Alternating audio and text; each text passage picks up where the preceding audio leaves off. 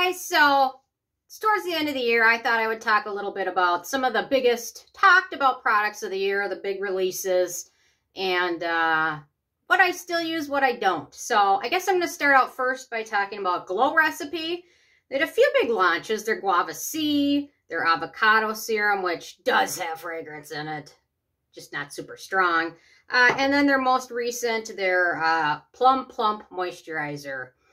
So out of these three, to be honest, my favorite out of all three of them, can you guess it? Da, da, da, da, it is their Guava C. It actually contains some nice ingredients, tranexamic acid. I've been using it off and on now. I actually tend to use this in my evening routine, whereas normally you use your vitamin C in your morning routine, but this one doesn't actually contain L-ascorbic acid. It contains several derivatives, which don't have a lot of research on them still. Hopefully they will get some research. But I like to use my evening routine, and I do think it's helped to brighten up some of my hyperpigmentation, probably more from the tranexamic acid and maybe some of those vitamin C derivatives. But in my morning routine, I just like to use the good stuff, L-ascorbic acid. So anyway, this is probably one I'll continue to use. This one was nice, wouldn't repurchase it. This one, still forming my opinions, but I'm not crazy about hyaluronic acid. So anyway, so they had some nice releases this year. Another brand that had some new releases, Drunk Elephant. Really early in the year, they released their Sweet Biome Spray, and then a little bit later, their Protein Resurfacing Cream, and then, of course, their reformulated Vitamin C product, which I have not purchased for some reasons, but I'll probably review it at some point. But anyway, this stuff, it's fine. It's a nice mist. This stuff, I can see a lot of people really like this one. It's got some good ingredients. It's got some nice exfoliants in there. Are either of these must-haves? Probably not. Would I repurchase either of them at this point? Not really, but Drunk Elephant still has a lot of fans, so nothing wrong with that. But anyway, I just have a lot of exfoliant products I really like, and anyway, that one not as much, but it's still a good product overall. It's just so freaking expensive. I had a few new cleansers this year. This brand was talked about a decent amount, Augustinus Batter, and I have their cream, which I just finished.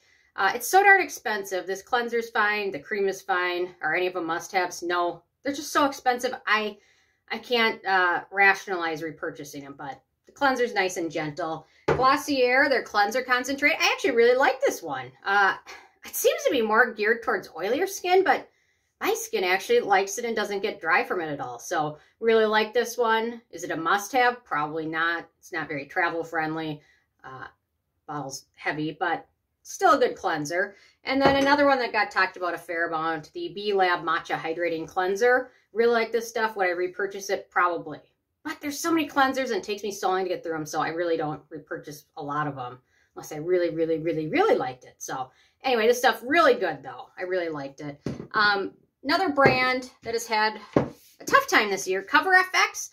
They really didn't come out with very much. They came out with this, which was a custom blending moisturizer, which you can use as a primer. You can mix with things, blah, blah, blah.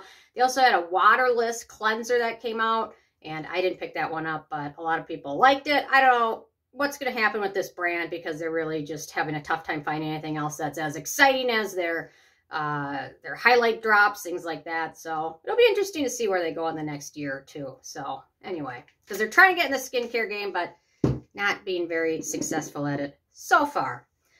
Okay, another brand that had a lot of launches as usual, Tatcha. They had their powder, which, to be honest, after I reviewed it and stopped testing it, I didn't continue using it because I found it to be really drying and left my skin kind of patchy. It just didn't have the best look. Probably for younger skin, it would probably look a little bit better for not super dry skin. They also had their Indigo cream, which you can tell I didn't purchase the full size. I finished the little bottle up. It's nice, but it's another brand where it's so darn expensive, it's hard to justify spending that much. When there's a lot of good moisturizers, I could probably buy 5 other moisturizers for the price of their full-size one. That all work just as great. So, I don't know. They just came out with another exfoliant as well. Exfoliating liquid. So, I don't know. That one's like $60 too, so it's freaking expensive fast. Okay, let's see. Okay, so this is another brand. Peach Slices, they came out with their acne line, their acne moisturizer, acne cleanser, acne toner. My favorite was the moisturizer. They're super affordable. They're all around 12 bucks. If I finish this one up, would I repurchase it? I'd probably repurchase this. The cleanser I didn't love. The toner was a little bit more gentle than this. I just love a good moisturizer that contains a little bit of salicylic acid in it because it's just very versatile. So then we've got Peach and Lily, which they came out with several new releases. Their Glass Skin Veil Mist, out of all their new releases, was probably my favorite. They came out with their Glass Skin Moisturizer, their eye cream, their primer. They just came out with a lactic acid as well, which I'm really enjoying. These two I love. The rest of the new Peach and Lily launches were all okay, but nothing I have to have or nothing I'd probably get excited to repurchase. What else do we have? Okay. Oh, Sweet Chef. I like it. This is the Glow Recipe takeoff. So they came out with their ginger. Is this? Yeah, Glow Recipe. I don't know, whatever. They came out with this. They came out with an eye cream. Their ginger moisturizer I like. I like the packaging. It's very travel friendly. But this one, again, nothing I must have. There's a lot of not must haves in here. Okay, so Good Molecules. They had a few new releases. Their Gentle Retinol Cream being my favorite of them all. This one's really nice. Their BHA Clarity Cream, I did not like that one very much. I just didn't like the texture. My skin didn't like the texture. But this one is wonderful. I've just started kind of testing on my neck here and there. And so far, so good. But I'm really, really playing it safe because my neck freaks out about anything. But I'm looking for a very gentle retinol that will work because I want to expose my neck to retinol because it's so good for everything else. So this one might be the winner. We will watch. Another brand, Summer Fridays. They have this Cloud Dew. I love this stuff. It's a wonderful gel texture. It's great for summer, spring. Winter, not quite as much, but if you layer with a good moisturizer or put a little drop of oil in it, it's wonderful. This one is great. I hope they keep this one around because out of all their products, this one's probably my favorite. Although the reformulation of the Jet Lag Mask is also pretty darn good if you're looking for a splurge. The Ordinary came out with their reformulation of their salicylic acid serum, which, I don't know, this one, instantly, I don't like the texture of it as much. It's probably more geared towards dry skin and not very friendly for acne-prone skin. I'm going to keep testing and do a full review, but so far, I think most people probably won't have very good luck with it, especially the people who are shopping for a BHA serum. Pharmacy had a ton of launches, which I didn't really love most of them. Most of them, I think all of them had a little bit of fragrance in it. Now they recently sold the brand, so we'll see where that goes. But anyway, most of their products just, I don't know, they just had a lot of fragrance in them. So I didn't really enjoy them as much as their other products, which some of them didn't have fragrance in it. Although they did release their cleansing balm, fragrance-free version, finally. So after the sweet apple version or whatever version else they came out with cherry, I don't know. Anyway. Now the fragrance-free version is probably the one I would pick up again. Biossance, they came out with a ton of new releases again. Most of them included fragrance. They had a toner, a mist. They all included fragrance. Their Squalane Vitamin C Dark Spot Serum, I didn't really love this one for the price. I just didn't find it super effective. There's a lot of other dark spot serums that are half the price that work better. And I go right into one of them, which is the Topicals Faded. Love this stuff. This stuff is here to stay. It's a great serum if you have not, or it's more of a cream, but if you have pigmentation and you've tried a lot of things that haven't worked, try this one. I hope you'll have good luck with it. And it is pretty darn affordable, and the bottle lasts, or the tube lasts a long time. That metal tube. Okay, Youth to the People. They released 2 exfoliating scrub masks, which were average. They recently just sold.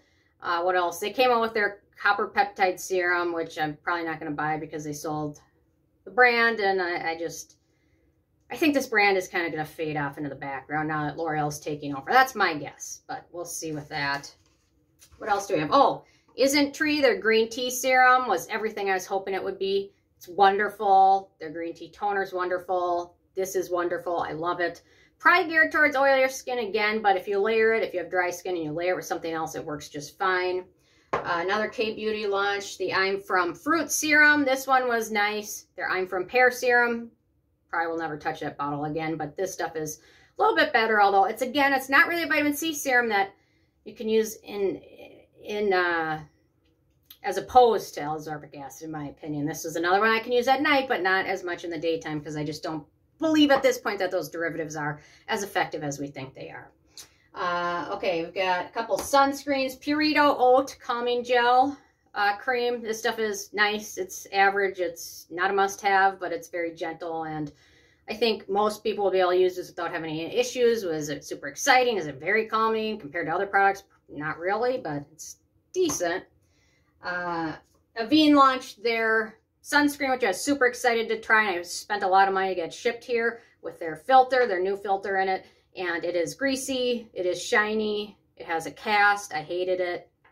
Sorry. The other one I was super excited about, the Hygie Vegan Sun Cream. I love this. It does have denatured alcohol in it, but I love this one. I still use it. This one stood the test of time for me.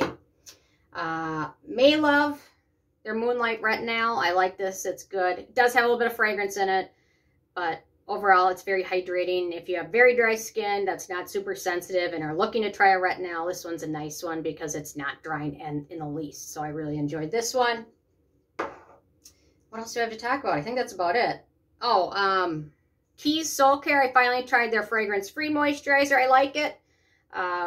This one's a possible repurchase, but I have not gotten to that point where I have to decide yet. But I do like the fact that it's fragrance-free, and they have a special fragrance-free version for sensitive skin. I think this brand will probably be here to stay. Anything else? Oh, one more thing. Beauty of Joseon Glow Serum. Really like that one. Rice and Arbutin, which is wonderful. I think that's it. Oh, one more. Sorry. The Dr. Ciracle Vegan Kombucha Essence Tea. Love this stuff.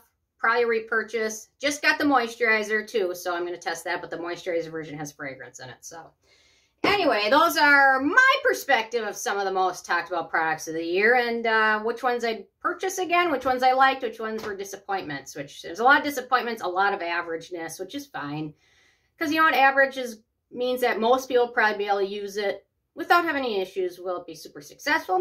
Maybe for some people, maybe not. So I don't know. Anyway, interested in hearing from you guys what you picked up this year that you loved, well worth the money, and which ones were a waste that you hated. So leave a comment. Love hearing from you guys, and stay tuned for more tomorrow. Thank you so much. Bye, guys.